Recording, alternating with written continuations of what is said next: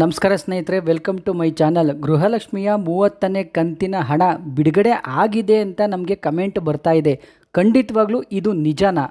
ಇದ್ರ ಜೊತೆಯಲ್ಲಿ ಸಚಿವೆ ಲಕ್ಷ್ಮೀ ಹೆಬ್ಬಾಳ್ಕರ್ ಮೇಡಮ್ ನಿನ್ನೆ ಮಾಧ್ಯಮಗಳಿಗೆ ತಿಳಿಸಿದ್ದಾರೆ, ಗೃಹಲಕ್ಷ್ಮಿಯ ಮಿಕ್ಕ ಕಂತುಗಳು ಯಾವಾಗ ನಾವು ಬಿಡುಗಡೆ ಮಾಡ್ತೀವಿ ಅಂತ. ಅದನ್ನು ಕೂಡ ನಾವು ಈ ವಿಡಿಯೋದಲ್ಲಿ ತಿಳಿಸ್ಕೊಡ್ತಾ ಇದ್ದೀವಿ. ದಯವಿಟ್ಟು ಸ್ನೇಹಿತರೆ ಯಾರು ವಿಡಿಯೋನ ಸ್ಕಿಪ್ ಮಾಡೋಕ್ಕೆ ಹೋಗಬೇಡಿ, ಕೊನೆವರೆಗೂ ನೋಡಿ. ಇಲ್ಲ ಅಂದರೆ ನಾವು ಕೊಡೋ ಮಾಹಿತಿ ನಿಮಗೆ ಅರ್ಥ ಆಗಲ್ಲ. ನೀವೇನಾದರೂ ಫಸ್ಟು ಟೈಮು ನಮ್ಮ ವಿಡಿಯೋ ನೋಡ್ತಾ ಇದ್ದರೆ ದಯವಿಟ್ಟು ಸಬ್ಸ್ಕ್ರೈಬ್ ಮಾಡಿಕೊಂಡು ನೋಡಿ. ಗೃಹಲಕ್ಷ್ಮಿಯ ಇನ್ನಷ್ಟು ಖಚಿತ ಮಾಹಿತಿಗಳು ನಾವು ನಿಮಗೆ ತಿಳಿಸ್ಕೊಡ್ತೀವಿ. TV2 ನ್ಯೂಸ್ ನಿತ್ಯ ನಿರಂತರ ಎಂದೆಂದಿಗೂ ನಿಮ್ಮ ಜೊತೆ ಇದ್ದೇ ಇರುತ್ತೆ ಸ್ನೇಹಿತರೆ. ನೋಡಿ ಸ್ನೇಹಿತರೆ, ಗೃಹಲಕ್ಷ್ಮಿಯ 29ನೇ ಕಂತಿನ ಹಣ ಇನ್ನು ಯಾರಿಗೆಲ್ಲ ಬಂದಿಲ್ಲ, ಖಂಡಿತವಾಗ್ಲೂ ಬಿಡುಗಡೆ ಆಗಿದೆ. ಖಂಡಿತವಾಗ್ಲೂ 2ನೇ ಹಂತದಲ್ಲೇ ಬಿಡುಗಡೆ ಆಗಿದೆ.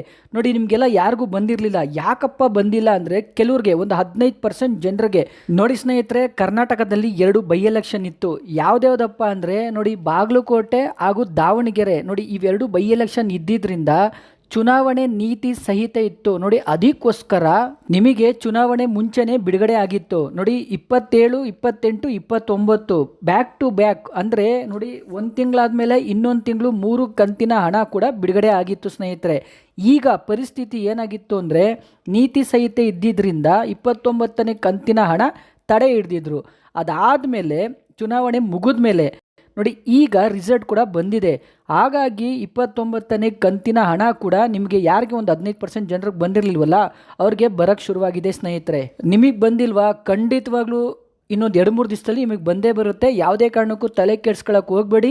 ಆಮೇಲೆ ನೋಡಿ, ಕೆಲವ್ರು ಕೇಳಿದ್ದೀರಾ, ಸರ್ KYC ಮಾಡಿಸ್ಬೇಕಾ ಅಂತ. ಅಂದರೆ ಈ KYC ಹೋಗಿ ಚೆಕ್ ಮಾಡಿಸ್ಬೇಕಿತ್ತಾ, 28, 29 ಬಂದಿಲ್ಲ ಅಂತ. ದಯವಿಟ್ಟು ಆ ತಪ್ಪು ನಿರ್ಧಾರ ತಗೊಳ್ಳೋಕೆ ಹೋಗಬೇಡಿ. ಯಾಕಂದರೆ ನೋಡಿ, 27 ಕಂತು 28 ಕಂತು ರಿಸೀವ್ ಮಾಡಿರ್ತೀರ. ಹಾಗಾಗಿ ನೀವು ಹೋಗಿ ಯಾವುದೇ ಕಾರಣಕ್ಕೂ ಈ KYC ಮಾಡಿಸೋ ಅವಶ್ಯಕತೆ ಇಲ್ಲ. ನೋಡಿ, ಸರ್ಕಾರದಿಂದನೇ ದುಡ್ಡು ಬಿಡುಗಡೆ ಆಗಿರಲ್ಲ. ಒಂದು ವೇಳೆ ಸರ್ಕಾರ ಬಿಡುಗಡೆ ಮಾಡಿದರೂ ಕೂಡ ಬ್ಯಾಂಕಿನ ಪ್ರಾಬ್ಲಮ್ಸ್ ಇರುತ್ತೆ. ಹಾಗಾಗಿ ನಿಮ್ಮ ಖಾತೆಗಳಿಗೆ ಬಂದಿರಲ್ಲ. ನೀವು ಬೇಕಿದ್ರೆ ಒಂದು ಸಾರಿ ನಿಮ್ಮ ಬ್ಯಾಂಕ್ನ ಭೇಟಿ ಕೊಟ್ಟು ಅಲ್ಲಿ ಚೆಕ್ ಮಾಡಿಸ್ಕೋಬೋದು ಸ್ನೇಹಿತರೆ. ನೋಡಿ, ಯಾರೆಲ್ಲ ನಮಗೆ 28, 29ನೇ ಕಂತಿನ ಹಣ ಬಂದಿಲ್ಲ ಅಂತ ಕಮೆಂಟ್ ಮಾಡಿದ್ರಿ ಅಲ್ವಾ, ಅವರಿಗೋಸ್ಕರ ನಾವು ಈ ಮಾಹಿತಿ ಕೊಟ್ಟಿದ್ದೀವಿ.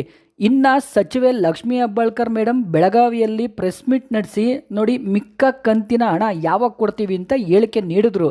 ನೋಡಿ ಸ್ನೇಹಿತರೆ, ಇದ್ರ ಜೊತೆಯಲ್ಲಿ ಅವರು ಈಗೇನು 2 ಬೈ ಎಲೆಕ್ಷನ್ ನಡೀತಲ್ವಾ, ಅದ್ರ ಬಗ್ಗೆ ಮಾತಾಡಿದ್ರು. ನೋಡಿ, ಕಾಂಗ್ರೆಸ್ ಸರ್ಕಾರದ 5 ಗ್ಯಾರಂಟಿಗಳಿಂದನೇ ಖಂಡಿತವಾಗ್ಲೂ ಈ 2 ಬೈ ಎಲೆಕ್ಷನ್ ನಾವು ಗೆದ್ದಿರೋದು ಅಂತ ಸಚಿವೆ ಲಕ್ಷ್ಮೀ ಹೆಬ್ಬಾಳ್ಕರ್ ಮೇಡಮ್ ಹೇಳಿದ್ರು. ನೋಡಿ, ಅದ್ರ ಜೊತೆ DK ಶಿವಕುಮಾರ್ ಕೂಡ ಹೇಳಿದ್ರು, ನಮ್ಮ ಏನು ಈ ಕಾಂಗ್ರೆಸ್ ಪಕ್ಷದ 5 ಗ್ಯಾರಂಟಿಗಳಿದೆಯಲ್ಲ, ಆ ಸ್ಕೀಮಿಂದನೇ ನಾವಿವತ್ತು ಈ 2 ಕ್ಷೇತ್ರಗಳನ್ನ ಗೆದ್ದಿದ್ದೀವಿ ಅಂತ ಹೇಳಿದ್ದಾರೆ.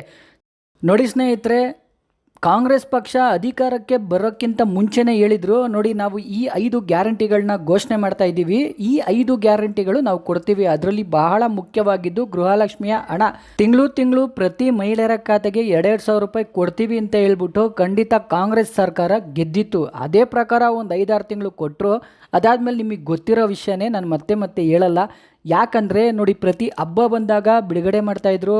ಆಮೇಲೆ ಜನ ಮಾತಾಡ್ಕೋತಾ ಇರೋದು ಸ್ನೇಹಿತರೆ ಏನಂದರೆ ನೋಡಿ, ಪ್ರತಿ ಬೈ ಎಲೆಕ್ಷನ್ ಬಂದಾಗ ಮಾತ್ರ ಇವರು 2,000 ರೂಪಾಯಿನ ಬಿಡುಗಡೆ ಮಾಡ್ತಾ ಇದ್ದಾರೆ. ಅದು 1 ಕಂತಾರು ಸರಿ, 2 ಕಂತಾರು ಸರಿ, ಬ್ಯಾಕ್ ಟು ಬ್ಯಾಕ್ ಕೊಡ್ತಾ ಇದ್ದಾರೆ 4,000 ರೂಪಾಯಿ ಅಂತ ಜನ ಮಾತಾಡ್ಕೋತಾ ಇದ್ದಾರೆ ಸ್ನೇಹಿತರೆ, ನಾವಂತೂ ಅಲ್ಲ.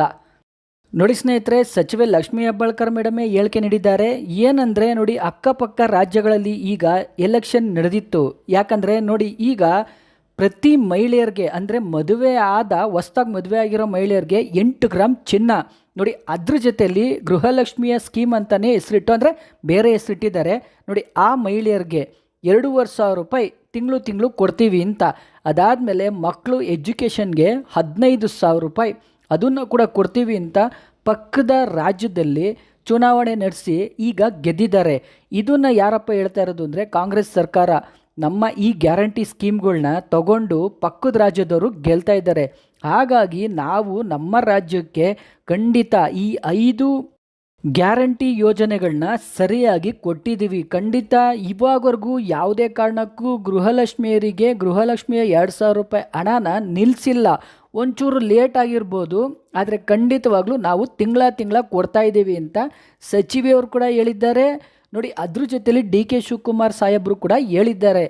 ಇನ್ನು CM ಸಿದ್ದರಾಮಯ್ಯ ಅವರು ಕೂಡ ಮಾತಾಡಿದ್ದಾರೆ. ಅವ್ರು ಏನಂತ ಹೇಳಿದ್ದಾರೆ ನೋಡಿ, ಪತ್ರಕರ್ತರು ಕೇಳ್ತಾರೆ, ಸರ್ ಗೃಹಲಕ್ಷ್ಮಿಯರಿಗೆ ಆ 2 ಕಂತಿನ ಹಣ 2025 2026ನೇ ಸಾಲಿನ ಫೆಬ್ರವರಿ ಹಾಗೂ ಮಾರ್ಚ್ ತಿಂಗಳ 2 ಕಂತಿನ ಹಣ 4,000 ರೂಪಾಯಿನ ನೀವು ಪ್ರತಿ ಗೃಹಲಕ್ಷ್ಮಿಯರಿಗೆ ಇನ್ನೂ ಕೊಟ್ಟಿಲ್ಲ, ಯಾಕೆ ಅಂತ ಕೇಳ್ತಾರೆ. CM ಸಿದ್ದರಾಮಯ್ಯ ಅವರು ನೋಡಿ ಇವಾಗೂ ಅದನ್ನೇ ಮಾತಾಡ್ತಾ ಇದ್ದಾರೆ, ನಾವು ಚೆಕ್ ಮಾಡಿ ಕೊಟ್ಟಿಲ್ಲ ಅಂದರೆ ಖಂಡಿತವಾಗ್ಲೂ ಈ ಕ್ಷಣಕ್ಕೇ ಬಿಡುಗಡೆ ಮಾಡ್ತೀವಿ. ನಾವು 1,25,00,000 ಗೃಹಲಕ್ಷ್ಮಿಯ ಫಲಾನುಭವಿಗಳಿಗೆ ಯಾವುದೇ ಕಾರಣಕ್ಕೂ ಮೋಸ ಮಾಡಿಲ್ಲ, ಯಾವುದೇ ಕಾರಣಕ್ಕೂ ಯಾವ ಬ್ರೋಕರ್ ಕೂಡ ಇಲ್ಲ. ಡೈರೆಕ್ಟಾಗಿ ಅವರವರ ಖಾತೆಗಳಿಗೆ 2,000 ರೂಪಾಯಿ ಜಮೆ ಮಾಡ್ತಾ ಇದ್ದೀವಿ. ಬೇಕಿದ್ದರೆ ನೀವು ಎಲ್ಲ ಗೃಹಲಕ್ಷ್ಮಿಯರು ಯಾರ್ಯಾರು ಗೃಹಲಕ್ಷ್ಮಿಯ ಫಲಾನುಭವಿಗಳಿದ್ದಾರಲ್ಲ ಅವ್ರನ್ನ ಒಂದ್ಸಾರಿ ಕೇಳಿ ಅಂತ ಪತ್ರಕರ್ತರಿಗೇ ಪ್ರಶ್ನೆ ಮಾಡ್ತಾರೆ ಸ್ನೇಹಿತರೆ. ಖಂಡಿತವಾಗ್ಲೂ CM ಸಿದ್ದರಾಮಯ್ಯ ಅವರು ಹೇಳಿರೋದೇ ಕರೆಕ್ಟು. ಯಾಕಂದರೆ ಯಾವುದೇ ರೀತಿ ಬ್ರೋಕರ್ಸ್ಗಳಿರಲ್ಲ, ನಿಮ್ಮ ಖಾತೆಗಳಿಗೆ ಬರುತ್ತೆ. ಇಲ್ಲಿ ಏನಾಗ್ತಾ ಇದೆಯಪ್ಪ ಅಂದರೆ ಪ್ರಾಬ್ಲಮ್ಮು, ಸರ್ಕಾರ ಆ 2 ಕಂತಿನ ಹಣದ ಬಗ್ಗೆ ಅಂದರೆ 5,000 ಕೋಟಿ ರೂಪಾಯಿ ಹೆಚ್ಚು ಕಮ್ಮಿ ಆಗುತ್ತೆ, ಅದ್ರ ಬಗ್ಗೆ ಇವಾಗವರೆಗೂ ಸರಿಯಾದ ಮಾಹಿತಿ ಕೊಡ್ತಾ ಇಲ್ಲ. ಯಾವಾಗ ಮಾಹಿತಿ ಕೊಡ್ತಾರೆ ಅಂತಲೇ ಗೊತ್ತಿಲ್ಲ. ಇನ್ನು ನೋಡಿ ಸ್ನೇಹಿತರೆ, ಕೆಲವ್ರಿಗೆ ಗೃಹಲಕ್ಷ್ಮಿಯ ಹಣ ಅವರವರ ಖಾತೆಗಳಿಗೆ ಬರ್ತಾ ಇದೆ. ಅಲ್ಲಿ ಏನು ಮಿಸ್ಟೇಕ್ ಆಗ್ತಾ ಇದೆ ಅಂದರೆ ನೋಡಿ, EMI ತಗೊಂಡಿದ್ರೆ ಅಥವಾ ಬೌನ್ಸಿಂಗ್ ಆಗಿದ್ದರೆ ಅದಕ್ಕೋಸ್ಕರ ಆ 2,000 ರೂಪಾಯಿ ದುಡ್ಡು ಕಟ್ಟಾಗ್ತಾ ಇದೆ. ನೀವು ಯಾರಾದರೂ EMI ತಗೊಂಡಿದ್ರೆ ಅಂದರೆ ನಿಮ್ಮ ಖಾತೆಗಳಿಂದ ಆ EMI ದುಡ್ಡು ಕಟ್ಟಾಗ್ತಿದ್ರೆ ಒಂದು ಸರಿ ಚೆಕ್ ಮಾಡ್ಕೊಳ್ಳಿ. ನಿಮ್ಮ ಖಾತೆಗಳಿಗೆ 2,000 ರೂಪಾಯಿ ಬಂದು EMIದು ಬೌನ್ಸಿಂಗ್ ಚಾರ್ಜಸ್ಗೋಸ್ಕರ ಬ್ಯಾಂಕ್ ಅವರು ಕಟ್ ಮಾಡಿಕೊಂಡಿರುವ ಸಾಧ್ಯತೆ ಇದೆ ಸ್ನೇಹಿತರೆ. ನೋಡಿ ಸ್ನೇಹಿತರೆ, ಸರ್ಕಾರದಿಂದ ಗೃಹಲಕ್ಷ್ಮಿಯರಿಗೆ ಇನ್ನು ಎಷ್ಟು ಕಂತಿನ ಹಣ ಬಾಕಿ ಇದೆ ಅಂತ ನೋಡೋಕ್ಕೋದ್ರೆ ನೋಡಿ, 2025-26ನೇ ಸಾಲಿನ 2 ಕಂತಿನ ಹಣ ಫೆಬ್ರವರಿ ಹಾಗೂ ಮಾರ್ಚು, 2026-2027 ಮಾರ್ಚು ಹಾಗೂ ಏಪ್ರಿಲ್ ತಿಂಗಳ ಕಂತಿನ ಹಣ ಒಟ್ಟು 4 ಅಂದರೆ 8,000 ರೂಪಾಯಿ ಸರ್ಕಾರದಿಂದ ಪ್ರತಿ ಗೃಹಲಕ್ಷ್ಮಿಯರಿಗೆ ಬರಬೇಕು ಸ್ನೇಹಿತರೆ. ಇನ್ನು ಕೆಲವ್ರಿಗೆ 29ನೇ ಕಂತಿನ ಹಣ ಬಂದಿಲ್ಲ, ಅವ್ರಿಗಂತೂ 10,000 ರೂಪಾಯಿ ಸರ್ಕಾರದಿಂದ ಬರಬೇಕು. ಯಾವಾಗ ಬರುತ್ತೆ? ಸೋಷಿಯಲ್ ಮೀಡಿಯಾದಲ್ಲಿ ನಾವು ಚೆಕ್ ಮಾಡಿದಾಗ 30-31ನೇ ಕಂತಿನ ಹಣ ಈಗಾಗಲೇ ಅಧಿಕೃತವಾಗಿ ಬಿಡುಗಡೆ ಶುರುವಾಗಿದೆ. ನಿಮ್ಮ ಖಾತೆಗಳನ್ನು ಒಮ್ಮೆ ಚೆಕ್ ಮಾಡಿ ನೋಡಿ. ಬಂದಿದ್ದರೆ ನಮಗೆ ಕಮೆಂಟ್ ಮಾಡುವ ಮೂಲಕ ತಿಳಿಸಿ, ಬಂದಿಲ್ಲ ಅಂದರೆ ಇನ್ನೊಂದು ವಾರದಲ್ಲಿ ಬರುತ್ತೆ, ಬಂದ ಮೇಲೆ ನಮಗೆ ಕಮೆಂಟ್ ಮಾಡುವ ಮೂಲಕ ತಿಳಿಸಿ ಅಂತ ಹೇಳಿದ್ದಾರೆ. ನೋಡಿ ಸ್ನೇಹಿತರೆ, ಗೃಹಲಕ್ಷ್ಮಿಯ 30-31ನೇ ಕಂತಿನ ಹಣ ನಾವು ಚೆಕ್ ಮಾಡಿ ನೋಡಿದಾಗ ಅಧಿಕೃತವಾಗಿ ಈ ಕ್ಷಣದವರೆಗೂ ಬಿಡುಗಡೆ ಆಗಿಲ್ಲ. ಖಂಡಿತ ಬಿಡುಗಡೆ ಆಗಿದೆ ಅಂದರೆ ಅದು ಫೇಕ್ ನ್ಯೂಸ್ ಆಗಿರುತ್ತೆ. ಅದ್ರ ಬಗ್ಗೆ ದಯವಿಟ್ಟು ತಲೆ ಕೆಡಿಸ್ಕೊಳ್ಳೋ ಅವಶ್ಯಕತೆ ಇಲ್ಲ, ತಲೆ ಕೆಡಿಸ್ಕೊಳ್ಳೋಕೆ ಹೋಗಬೇಡಿ. ಮತ್ತು 2 ಬೈ ಎಲೆಕ್ಷನ್ ಗೆದ್ದಾಗಿದೆ ಕಾಂಗ್ರೆಸ್ ಸರ್ಕಾರ. ಈವರೆಗೂ ಯಾಕೆ ಈ ತಿಂಗಳು ಗೃಹಲಕ್ಷ್ಮಿಯರಿಗೆ 1 ಕಂತಿನ ಹಣ ಆದರೂ ಬಿಡುಗಡೆ ಮಾಡಿಲ್ಲ ಅಂತ ಯಾರಾದರೂ ಯೋಚನೆ ಮಾಡ್ತಾ ಇದ್ದರೆ ನೋಡಿ, ಸದ್ಯಕ್ಕಂತೂ ಸರ್ಕಾರ ಅಧಿಕೃತವಾಗಿ 30-31ನೇ ಕಂತಿನ ಹಣ ಈ ದಿವಸಗಳಲ್ಲಿ ಬಿಡುಗಡೆ ಮಾಡ್ತೀವಿ ಅಂತ ಇನ್ನೂ ಹೇಳಿಲ್ಲ ಸ್ನೇಹಿತರೆ. ಖಂಡಿತವಾಗ್ಲೂ ನೋಡಿ, 15ನೇ ತಾರೀಕು ಅಂದರೆ ಮೇ 15ನೇ ತಾರೀಕು ಒಳಗಡೆ 1 ಕಂತಿನ ಗೃಹಲಕ್ಷ್ಮಿಯ ಹಣ ಬಿಡುಗಡೆ ಆಗುವ ಸಾಧ್ಯತೆ ಇದೆ ಸ್ನೇಹಿತರೆ. ಖಂಡಿತವಾಗ್ಲೂ 29ನೇ ಕಂತಿನ ಹಣ ಯಾರಿಗೆ ಬಂದಿಲ್ಲ ನೋಡಿ, ಅದ್ರ ಜೊತೆಲೆ ಖಂಡಿತ 4,000 ರೂಪಾಯಿ ನಿಮಗೆ ಬರುತ್ತೆ. ನಿಮಗೆ ಗೊತ್ತು, 1 ಕಂತು ಇವತ್ತು ಬಂದರೆ ಇನ್ನೊಂದು ಕಂತಿನ ಹಣ ಇನ್ನೊಂದು 2 ದಿವಸ ಬಿಟ್ಟು ನಿಮ್ಮ ಖಾತೆಗಳಿಗೆ ಜಮೆ ಆಗುತ್ತೆ ಸ್ನೇಹಿತರೆ. ನೋಡಿ ಸ್ನೇಹಿತರೆ, ಇನ್ನು ಗೃಹಲಕ್ಷ್ಮಿಯ 30ನೇ ಕಂತಿನ ಹಣ ನಮ್ಮ ಜಿಲ್ಲೆಗೆ ಬಿಡುಗಡೆ ಆಗಿದೆ ಅಂತ ಬೆಳಗಾವಿಯವರು ನಮಗೆ ಕಮೆಂಟ್ ಮಾಡಿದ್ದೀರಾ. ದಯವಿಟ್ಟು DBT ಕರ್ನಾಟಕ ಆ್ಯಪ್ನ ಡೌನ್ಲೋಡ್ ಮಾಡಿಕೊಂಡು 29ನೇ ಕಂತಿನ ಹಣ ನಿಮಗೆ ಬಿಡುಗಡೆ ಆಗಿದೆಯಾ ಇಲ್ವಾ ಅಂತ ಒಂದ್ಸರಿ ಚೆಕ್ ಮಾಡಿ ನಮಗೆ ಸ್ಕ್ರೀನ್ಶಾಟ್ನ ನೀವು ಕಳಿಸ್ಕೊಡಿ ಸ್ನೇಹಿತರೆ. ದಯವಿಟ್ಟು ಕನ್ಫ್ಯೂಷನ್ ಆಗೋಕ್ಕೆ ಹೋಗಬೇಡಿ. 29ನೇ ಕಂತಿನ ಹಣ ಅಷ್ಟೇ ಬಿಡುಗಡೆ ಆಗಿದೆ. ಟ್ರಯಲ್ಗೋಸ್ಕರ 30ನೇ ಕಂತಿನ ಹಣ ಬಿಡುಗಡೆ ಆಗಿತ್ತು, ಸದ್ಯಕ್ಕೆ ಅದು ಕೂಡ ನಿಂತಿದೆ ಸ್ನೇಹಿತರೆ. ನೋಡೋಣ ಸ್ನೇಹಿತರೆ, ಈ ವಾರ ಗೃಹಲಕ್ಷ್ಮಿಯ 30ನೇ ಕಂತಿನ ಹಣ ಬಿಡುಗಡೆ ಆಗುವ ಸಾಧ್ಯತೆ ಇದೆ. ಬಿಡುಗಡೆ ಆದರೆ ನಾವೇ ನಿಮಗೆ ವಿಡಿಯೋ ಮಾಡಿ ತಿಳಿಸ್ಕೊಡ್ತೀವಿ. ಅಲ್ಲಿವರೆಗೂ ಫೇಕ್ ನ್ಯೂಸ್ ಬಗ್ಗೆ ತಲೆ ಕೆಡಿಸ್ಕೋಬೇಡಿ. ಇದೇ ಥರ ಗೃಹಲಕ್ಷ್ಮಿಯ ಹೆಚ್ಚಿನ ಮಾಹಿತಿಗಾಗಿ TV2 ನ್ಯೂಸ್ ಚಾನಲನ್ನು ಸಬ್ಸ್ಕ್ರೈಬ್ ಮಾಡಿಕೊಳ್ಳಿ. TV2 ನ್ಯೂಸ್ ನಿತ್ಯ ನಿರಂತರ ನಿಮ್ಮೊಂದಿಗಿರುತ್ತದೆ ಸ್ನೇಹಿತರೆ.